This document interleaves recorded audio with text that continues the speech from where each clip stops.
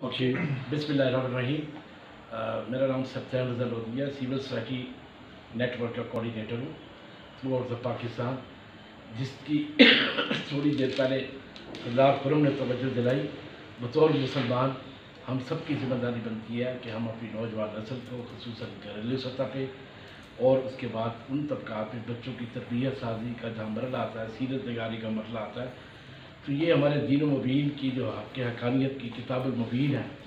اس کی حفاظت بطور مسلمان ہماری نسل کو کرنی چاہیے۔ ہم بطور خود سے لے کر تمام اصحاب اور شامل خاندان کے لوگ، اگر خاندان کے اندر یہ بات پھیلے گی، پھر یہ بات گلی کوچے تک، گلی کوچے سے ایک قومی موومنٹ، اور بنیادی طور پر تحریک اوراق قرآن کے تحفظ کی موومنٹ میں جو دوست کام کر رہے ہیں، نہ کہ تسکین ہے، دنیا میں تو اجر نہیں ملے گا، لیکن رب العزت ان کو انشاءاللہ تعالیٰ اپنے اچھے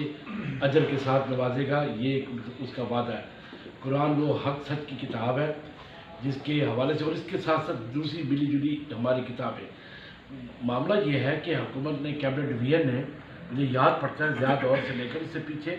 ان اوراق کے تحفظ کے حوالے سے کچھ ایکٹ قوانین، کچھ ایسی چیزیں بھی بنائی تھیں، لیکن ہم لوگ جتنی اپنا بڑھتی ہوئی ہجوم لائف کے اندر بڑھتے جاتے ہیں، تو اس کا تقدس جو پامال ہو رہا ہے وہ ہم سب کے لیے تشویش طلب ہے۔ اس کا طلب کرنے کا پراپر ایک طریقہ کار ہے۔ میرے ائمہ مسلمین کی تعلیمات میں ہمارے ہاں کوئی ایسی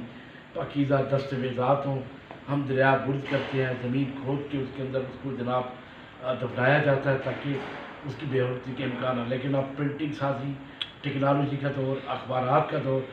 جہاں مطلب کہ آیتیں مبارک ہوتی ہیں، پھر اقوال حدیث مبارک، پھر پاکیزہ ہستیوں کے نام، پیغمبروں کے نام، صحابہ کے نام،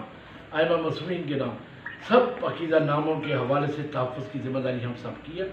طریقہ کار یہ ہے کہ تحریک اوراق قرآن کے نوجوانوں کو سلوٹ پیش کرتا ہوں، اور میں ان کے ساتھ ابھی بھی ایک شامل حال ہوا۔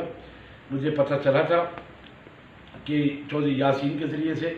کہ وہ ایک کنواں بنوانا چاہتے ہیں ان مقدس اوراق کی مدفن کے حوالے سے۔ میں نے ان کو گائیڈ کیا، آئل اینڈ گیس کو میں لے چلوں گا، وہاں CSR ایک کارپوریٹ سوشل رسپانسبلٹی کی فنڈنگ کا کمپوننٹ ہے،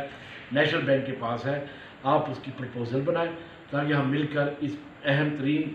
مشن کو، پروجیکٹ کو مل جل کر سر انجام دیں۔ ہماری تھوڑی سی ایفرٹ سے اگر ایک بہت بڑا کارنامہ سر انجام ہو جائے تو میں بطور سمجھتا ہوں کہ یہ ایک ملی ذمہ داری بھی ہے، مذہبی ذمہ داری بھی ہے۔ بہت شکریہ۔